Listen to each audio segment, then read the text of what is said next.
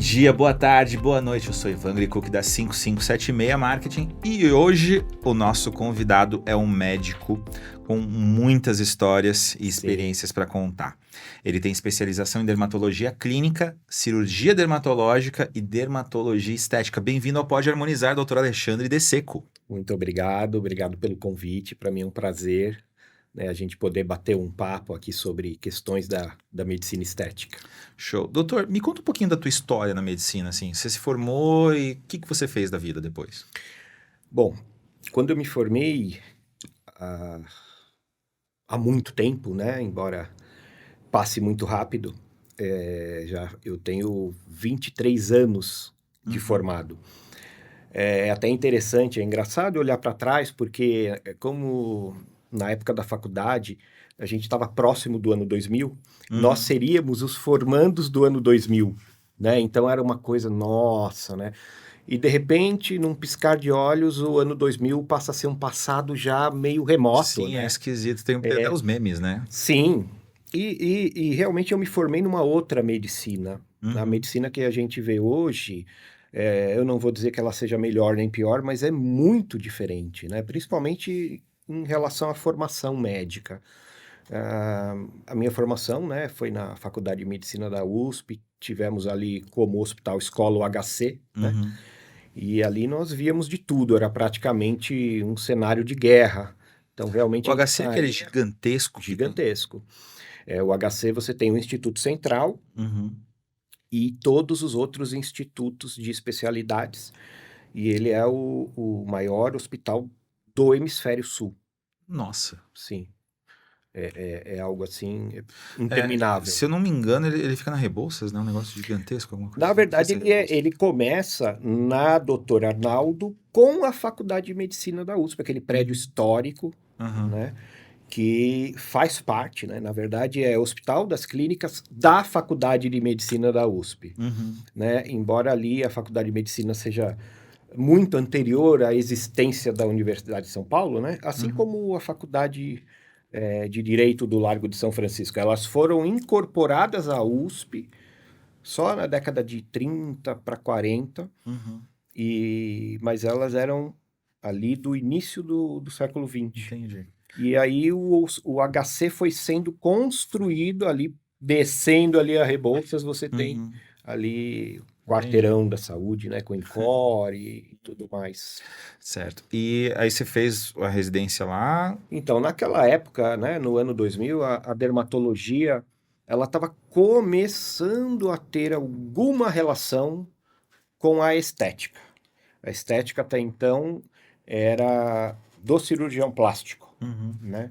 E a dermatologia era tratar doenças. E doenças assim, como rancenias e outras Uhum. assim endêmicas, né? E complexas. E por aquela época surgiu aqui no Brasil, né? Foi aprovado aqui no Brasil a toxina botulínica, né? E é muito interessante que não existia um serviço de estética dentro da dermatologia. Existia um ambulatório de inestética. Quer dizer, não se admitia muito falar em estética dentro da Uhum. dermatologia, então se falava em inestética, ou seja, só mesmo casos em que ali havia algo a ser, né, melhorado, não existia o procedimento em cima de um padrão normal, né? E aí a estética veio vindo aos poucos, com o surgimento aí, a chegada dos preenchedores, os peelings já existiam, e aí a coisa veio até hoje É aí nesse engraçado. crescente. Eu não sabia disso do Botox, que ele era tão recente assim no Brasil, que pra mim Botox Uhum. meio que parece que sempre existiu. O Botox, ele surgiu na oftalmologia, Uhum. né? Depois ele passou a ser usado também na urologia, passou a ser usado na neurologia e só depois ele foi para estética. Então, quando a gente está falando dessas datas, a gente está falando da aprovação da toxina botulínica para fins estéticos, Entendi. né? Entendi. Que foi em 1998 nos Estados Unidos e no Brasil foi ali entre 2000 e 2002. Uhum. Interessante. Mas é interessante, né, dizer que até hoje o Botox, se você pegar tudo que é produzido no mundo de toxina botulínica, você tem aí uns 60 a 70% do uso ainda é clínico, ainda é para doenças, Uhum. né? A gente acha que o Botox ele é predominantemente para estética, mas não é, né? Ele é muito mais utilizado na parte clínica. O que eu achei mais interessante nisso que você Aham. falou foi assim, você comentou que mudou, né? Que é outra medicina. Então, assim, teve o Botox para estética, teve o PMMA, teve o ácido hialurônico, que é Sim, mais novo que o PMMA, inclusive. sim, Então, assim, mudou um absurdo, né? Até a prática da dermatologia. Você fala dermatologia hoje, por exemplo, eu conversei com alguns dermatologistas em outros episódios, e muita gente fala, não, dermatologia é estética, né? Então, acho que até o conceito de dermatologista mudou muito nesse tempo, né? Pelo jeito. pelo jeito até a odontologia agora é estética, É, tem essa parte também, não né? é? Mas sim, mudou muito Uhum, e hoje as pessoas elas entram na dermatologia já pensando, né, com esse uhum, viés da estética. Isso é algo que não é errado, não é uma crítica, uhum. mas é um É uma coisa caminho. diferente, né? Uma coisa que não tinha É, antes. não tinha antes. Uhum, E tudo nos últimos anos tem sido a uma velocidade difícil até de processar. Se você parar para pensar, o WhatsApp chegou há 10 anos. sim. O YouTube mesmo. Eu lembro Pois de. é. Eu não tinha como mandar vídeos na internet. É. E aí a medicina vem junto com isso. A Uhum, medicina vem se transformando de uma maneira muito rápida, e no caso da medicina estética, eu acredito que mais rápida ainda, porque você tem as tecnologias que estão sempre uhum, evoluindo e vamos dizer que os interesses comerciais são até mais fortes do que em outras especialidades. uhum. E hoje em dia, assim, por exemplo, você tem mais de 20 anos de experiência como médico. Qual que é Uhum. o teu procedimento favorito? Assim, o que que você gosta mais de fazer na medicina? É interessante. Eu gosto mais dos procedimentos que exibem algum tipo de resultado imediato, Uhum, né? Por isso que quando a gente está falando de preenchimentos de uma maneira geral, das harmonizações, das naturalizações, né, que utilizam preenchedores, eh, vamos dizer que essa prática é a que eu gosto mais, porque você vê um pouco de resultado na hora. Ok, mas os outros tratamentos, muitas vezes, trazem resultados até melhores, né? Por exemplo, uma bioestimulação de colágeno, muitas vezes vai te dar um resultado de longo prazo melhor do que um preenchimento facial, por exemplo. uhum, Mas não existe mais o longo prazo. Não existe, o paciente não quer saber do longo prazo, né? Ele vai casar semana que vem e ele chega agora no consultório querendo resolver tudo. Se eu uhum, fizer apenas uma bioestimulação de colágeno, que vai levar 40 dias para começar a dar os seus primeiros sinais de funcionamento, né? Acabou ali a relação médico-paciente. uhum. Então eu realmente gosto demais, até porque eu também sou meio assim, um pouco ansioso por resultados, né? E eu gosto demais de harmonização. E também tem um lado artístico, né? Quando Uhum. você está fazendo, você está moldando. E é isso que eu vejo, assim, o senso artístico, ele está se perdendo, isso não se ensina com facilidade. Uhum. Eu acho que algumas coisas que aconteceram nos últimos anos vieram para facilitar, mas ao mesmo tempo banalizaram as coisas, como pontos específicos, olha, tem que injetar Uhum. aqui, aqui e ali, né? Isso trouxe padrões muito repetidos, né? E você perde a arte, você perde aquela questão de Sim. olhar para aquela pessoa e ver o que pode ser melhorado nela, para ela, da essência Sim, dela, né? individualidade. E que é o que se Individualidade, você perde mesmo a individualidade, se você faz a mesma coisa para todo mundo, para né? todo Receita de mundo, bolo. exatamente. E principalmente no rosto, Uhum, né? É uma coisa que é individual, né? Que, sim. assim, Tem essa parte das linhas de beleza do rosto, das Sim, proporções, né? Você acredita que o futuro da medicina estética são esses procedimentos minimamente invasivos? sim. Eu acredito que, e quando a gente fala de medicina estética, a gente pode até incluir a cirurgia plástica, Uhum, né? Porque vai chegar um momento em que a cirurgia plástica vai ser prescindível, porque praticamente tudo vai poder ser feito através de técnicas minimamente invasivas e tecnologias, né? Então, hoje, o lifting facial, por exemplo, ele já é um procedimento realizado numa frequência muito menor, uhum, né? A gente está evoluindo para redução mesmo, né, da necessidade de lipoaspiração cirúrgica, de abdominoplastia, uhum. tá? E é bom que os nossos colegas plásticos estão atentos a isso, estão começando, Muitos né? estão na vanguarda disso, né? Isso é, e eles estão incorporando no consultório os procedimentos Uhum, minimamente invasivos também. uhum. A gente só tem que tomar cuidado justamente com a banalização, com o surgimento de procedimentos cada vez mais ligados a um padrão único, Uhum. né? Isso, É que o pessoal fala quadradização facial, né? quadradização, né? Uhum. E assim, você está sempre ligado nas tendências, você tem Uhum, muitos aparelhos na clínica sim. também que você usa. Qual que você acha que é a tendência atual, assim, na medicina estética?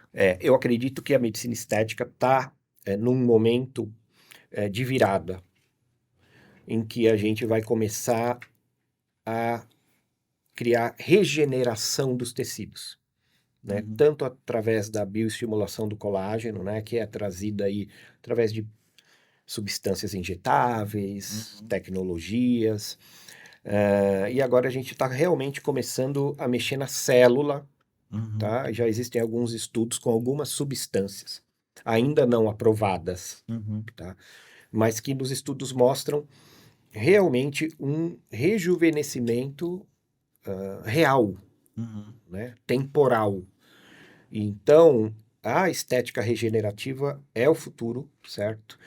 E, obviamente, as tecnologias e todos os outros produtos aí vão surgir nesse sentido. Isso engloba, tipo, Ultraformer, por exemplo, Lavian. Sim, o Traformer é uma tecnologia muito consagrada, né? De ultrassom microfocado, que vai trazer disparos, né, de calor Uhum, em várias camadas, né, dos tecidos. Então, ali, desde os ligamentos mais profundos até a derme superficial, né, trazendo ali uma retração dos tecidos, uma produção do colágeno, e isso realmente consegue um resultado que é um resultado longo, né? Por isso que ele tem uhum, que ser associado a alguma coisa mais imediata. E temos também o Lavian, que é um laser pouco ablativo, minimamente assim ablativo, de acordo com os parâmetros que você utiliza. Ele é bem versátil uhum. e ele traz uma resposta a uma necessidade que também é uma necessidade dos tempos mais recentes, né? Que é você não ter o downtime. Então, um laser que você fazia há 10 anos era um laser que trazia assim um resultado muito bom. Não estamos falando de resultado, mas a pessoa tinha que ficar dentro de casa 2, 3 dias, e hoje isso não, Nossa. não, não, não é mais possível. É Aham. o que a gente chama de downtime. O Lavian é um laser que você faz agora, tá? E você pode ir para o seu trabalho, Bacana. né? Com isso, você consegue tratamentos em que você eventualmente vai precisar, talvez, de mais sessões, mas que em nenhum momento vai fazer com que você tenha que parar de trabalhar. Uhum. E isso daí, hoje, o parar de trabalhar é algo Não, que é não impossível, existe, né? é É impossível. impossível. Então, o Lavian, que é esse laser aí, uma das tecnologias mais recentes, vem para atender essa necessidade dessa nossa sociedade atual. Uhum. Certo. E em termos de injetáveis, assim, né? Os preenchedores mesmo. O que que os pacientes têm preferido? O absorvível ou o definitivo? Olha, principalmente para a área da face, né? a preferência é esmagadoramente ali para o absorvível. Preenchimentos definitivos, eles ainda caem numa certa polêmica, tá? Eu acho que eles são, se feitos da maneira correta, eles são insuperáveis, essa é a verdade.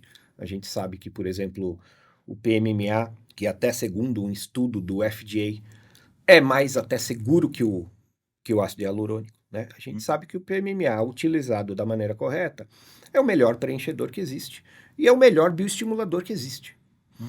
Então, se você fizer por exemplo, uma bioestimulação de colágeno facial, que é algo que é pouco feito com PMMA, você vai ter que repetir esse procedimento, talvez daqui 10 anos. E a gente sabe que os bioestimuladores atuais, né, eles são procedimentos que eles têm que ser feitos anualmente ou, dependendo da idade da pessoa, até mais do que uma vez por ano. E aí, a gente falando de preenchimentos definitivos, né, a gente está falando também de bioestimulação. Mas eu brinco assim que o PMMA é a única substância na medicina, eu creio, que tem haters. Eu não conheço nenhum outro tratamento que tem haters, né?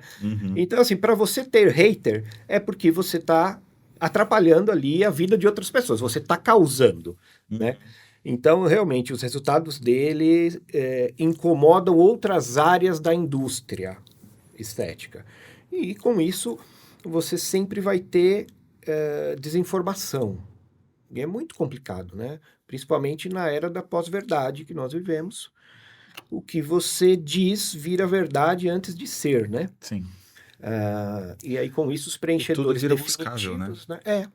Essa é a E questão. aí, os preenchimentos definitivos ainda estão sob essa égide de desinformação. Eu costumo citar muito uma frase do Naco que ele fala assim, tipo, eu agradeço, né, eu dedico esta obra, que é o livro dele, àqueles que sempre acreditaram em mim, aqueles que passaram a acreditar e aqueles que um dia ainda vão acreditar. Sim, é verdade. Eu acho essa frase muito massa. Sim, é verdade. Realmente é algo que veio para ficar, né? Mas é interessante que é um trabalho de formiguinha, né? Você Sim. sempre recebendo críticas, questionamentos, em geral por pessoas que não perdem tempo para pegar um estudo, né? Um estudo assim bem embasado e dar a chance de entender o que é um preenchedor definitivo.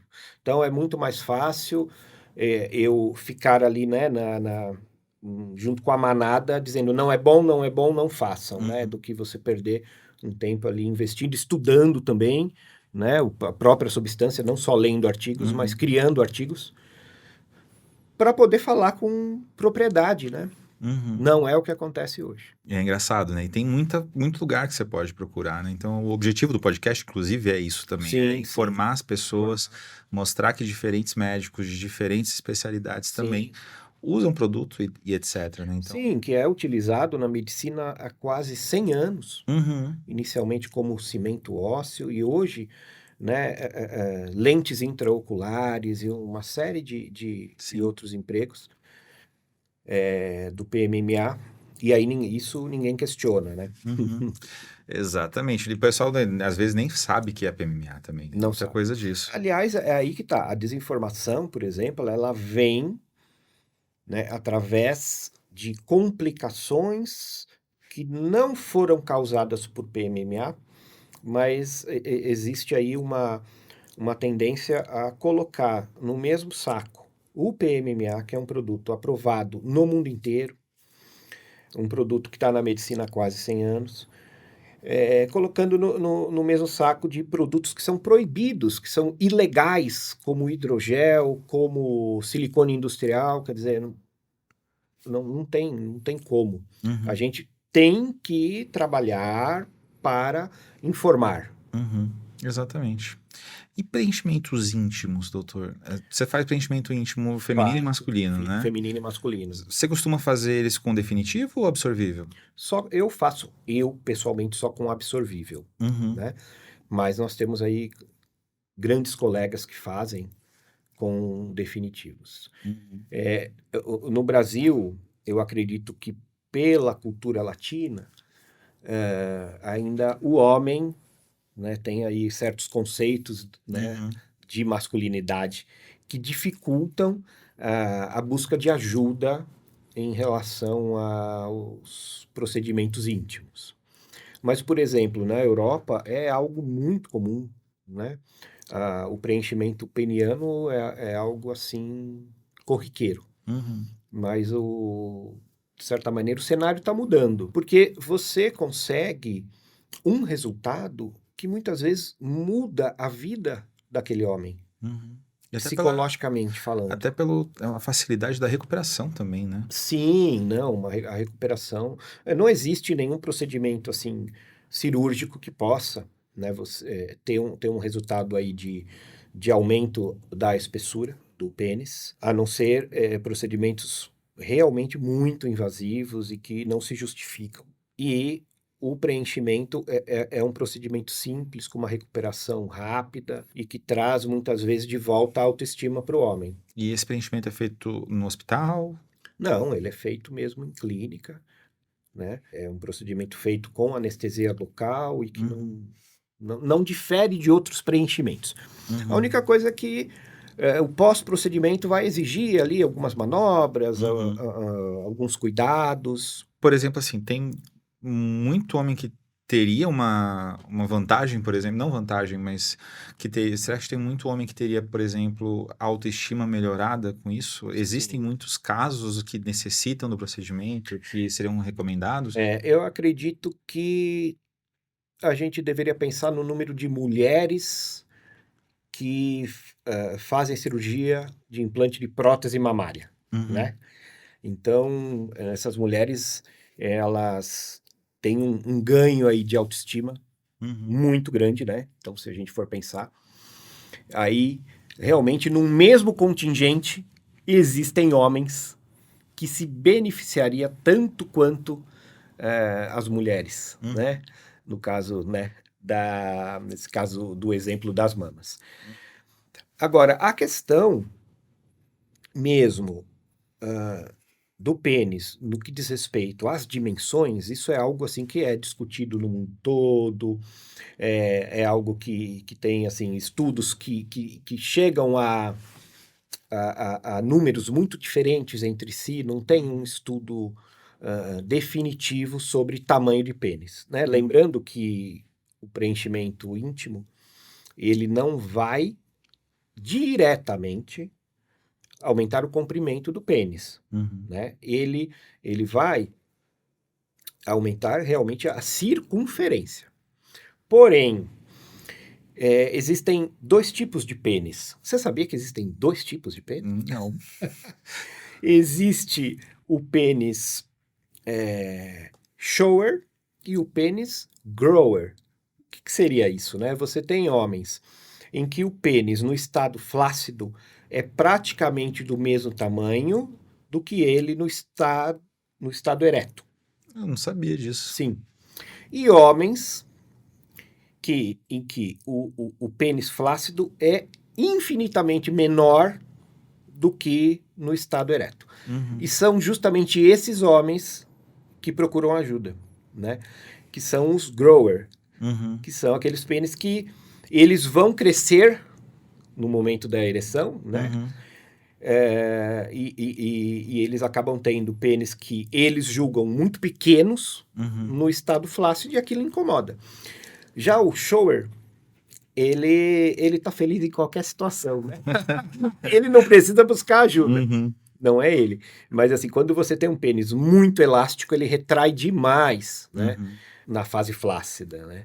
E isso aí muitas vezes incomoda. E aí, a colocação, né? A injeção ali do preenchedor, ele não vai, de certa maneira, dar um ganho de comprimento, né? Por exemplo, no estado ereto, Uhum. mas a própria presença, o próprio peso do preenchedor vai ajudar a deixar ele um pouco maior no estado flácido.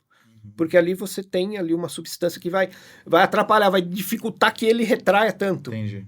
Então você acaba tendo indiretamente, né, uma mudança no comprimento. Porque são homens que têm uma retração muito grande. Uhum. Né? Mas lembrando que a indicação mesmo é para circunferência. Entendi. Né? Coisa maluca. É, exatamente. Tem os showers e os growers. Certo. Vamos falar de bunda agora? Vamos falar de bunda. Doutor, você criou uma técnica nova de bunda. Tá surgindo um monte de técnica. Sim, sim, Por sim. que a tua técnica é diferente de outras? A minha técnica é uma tentativa, né, de se utilizar menos produto.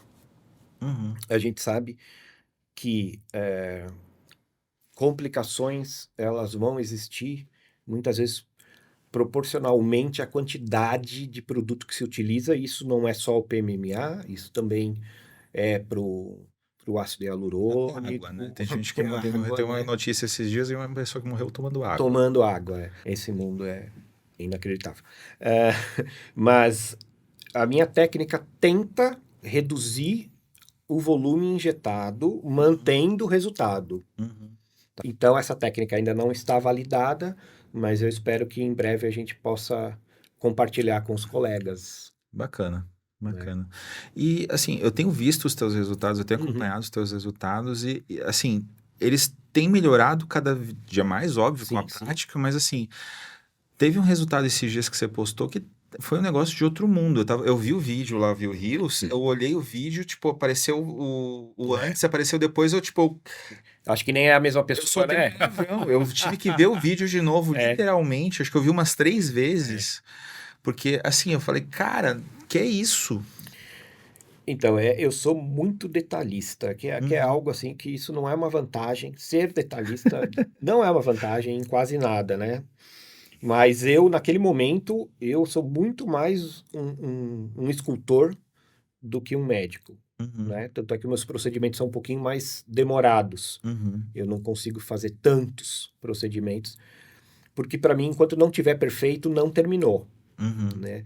E eu faço junto com a paciente, né? Eu paro várias vezes para perguntar para ela, é isso?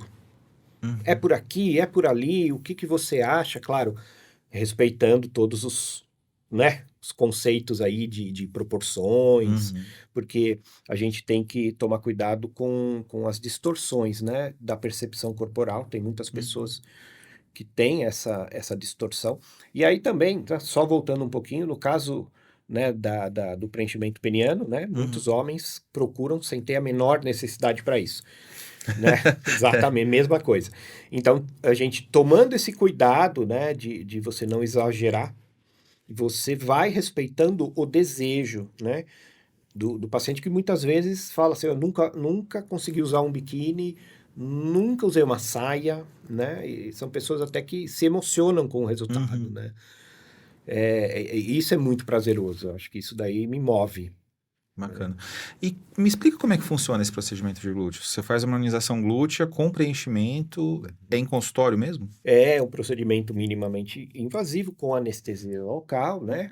Ele é considerado um procedimento ambulatorial, pode ser feito em consultório, em clínicas, né, que tenham alvará da vigilância sanitária. E ele não é, esse procedimento, ele não é apenas um preenchimento. Ele tem uma primeira fase que é o preenchimento e tem uma segunda fase que é a bioestimulação de colágeno. Porque não adianta a gente fazer apenas o preenchimento se a gente não tratar o conjunto. Uhum. Eu digo que existe um paciente muito difícil, que é o paciente com glúteo pequeno e nádega grande. O que seria isso, né? A nádega é o conjunto da musculatura, o tecido subcutâneo, a pele, né? Toda aquela a gordura. Então você tem pacientes que são sedentários e que têm ali uma musculatura enfraquecida, de certa maneira atrofiada, e uma grande quantidade de tecidos, de gordura, né? Que é a nádega grande. E a gente tem que lembrar que o PMMA, nesse procedimento, ele é intramuscular. Então, se você tem pouco músculo e muito volume em volta dele, o preenchimento praticamente não aparece, porque o músculo ele tem um limite. Você não consegue esticar demais. Não tem, né? Chega um momento que ali o músculo acabou. Então, por isso que você tem que ter formas de fazer um tratamento também nessas porções mais superficiais, em que você vai ter uma melhora da sustentação. Mas é um resultado que tem que ser trabalhado muito com o paciente, porque ele não vai ter um resultado inicial tão bom. Não vai mesmo. Uma outra coisa também que tem muito no teu consultório é o pessoal buscando tratamento de celulite, né? Que você faz um tratamento definitivo também, né? Sim. Como é que funciona esse tratamento para celulite? O tratamento mais definitivo, ele é feito com uma técnica chamada subcisão, né? Uma técnica consagrada, em que você vai romper traves de fibrose que retraem a pele, né? Então você tem um processo inflamatório na camada da gordura subcutânea, que acaba gerando uma fibrose que pregueia a pele, né? Puxa a pele. Então, através de pilares de fibrose, que a gente, com uma agulha especial, rompe. Então, ao romper a pele, inicialmente, ela já solta um pouco e já começa a ter uma melhora ali na visual na superfície. Mas isso não trata o problema. Então, por isso que a gente também tem que fazer um bioestímulo de colágeno, né? E aí, nesse caso, o PMMA, mais uma vez, é a melhor opção para trazer para aquele tecido mais colágeno, mais vascularização, entendeu? Mais oxigenação, e aí você tem uma melhora mais global da celulite. E é definitivo mesmo? Bom, isso vai depender muito do estilo de vida e da genética, né, do paciente. A celulite é uma doença praticamente crônica. E muitas vezes ela pode recidivar até em outros locais não tratados, e até mesmo no mesmo local. Se você tem fatores externos ligados à alimentação, principalmente, ao sedentarismo, que vão deixar novamente aquele tecido numa situação inflamatória, né? E aí hoje a medicina ela discute demais a inflamação, né? Como um todo, né? A gente vive de certa maneira inflamado, né? E aí entra alimentação industrializada, processada, o glúten, a lactose e tudo mais. Então, assim, se você tem um paciente que é inflamado, que tem maus hábitos, a celulite pode voltar. E, doutor, me conta uma coisa, tem algum caso emocionante, alguma história bacana que você queira contar pra gente? Temos muitos, né? Mas tem um que é razoavelmente recente, que é de uma paciente que ela tinha uma prótese de silicone, né, glútea. E nós sabemos que a prótese glútea, ela não tem um resultado tão bom quanto, por exemplo, a mamária. Até muitos colegas meus plásticos não gostam de fazer, porque não fica tão harmonioso, natural, e acaba muitas vezes dando complicações. E essa paciente, né, é uma dessas que sofreu uma complicação e teve que tirar as próteses. E ao tirar as próteses, realmente ela ficou absolutamente, né, reta, sem nenhum volume na região das nádegas, né? E ela ficou aí com essa questão por alguns anos e entrou em depressão. Uma pessoa que gosta muito, né, do corpo, né, que aprecia a beleza, a própria beleza. E ela ficou realmente muito amargurada. E com o procedimento, né, de bioplastia glútea, que já deu aquele resultado inicial, né, ela foi uma paciente que ela acabou dando um trabalho no final do procedimento, porque ela não parava de chorar, de emoção, de ter novamente, né, aquela parte do corpo, porque... Ainda mais depois de uma cirurgia que parece que você arranca a parte. Exato, né? Exatamente. Quando você tira a prótese, né? Os tecidos em volta, eles estão, de certa maneira, colabados, um pouco atrofiados, né? E você tem uma parte, principalmente na parte inferior, que fica vazia. Fica como realmente um vazio pendurado, né? Então, isso foi bem emocionante. E eu tenho tido alguns casos, na verdade, até indicados por colegas plásticos, né? Já para poder tirar a prótese e já vir fazer o procedimento de bioplastia. Bacana. Depois de pouco tempo, né? Show. Doutor, obrigado. Foi um prazer ter você aqui.